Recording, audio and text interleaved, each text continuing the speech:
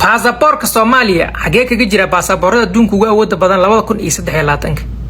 horta dhowr wadan anaga hooseeya oo niyad ku dhisanayno Pakistan ka mid tahay laakiin sawa kana 194 booska 194 fadhina 35 wadan kaliya taqbalaya baasaboorkeena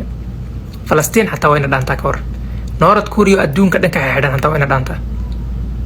laakiin sinoo dibka haysta maxay Bangladesh meeshan waxa dhex fadhida Libya waa fahmay waa la gartay Congo arona wax ka socdo ma garanayaan Congo Lebanon waxa ka jira khilaaf siyaasadeed Sri Lanka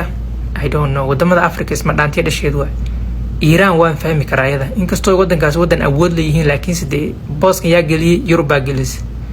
Eritrea Ethiopia feere dalaanta dhan dalka Ethiopia la yiraahdo dalaanta dhan hatta anaga bal wax baan sheeganaa ayaga maxay sheeganayaan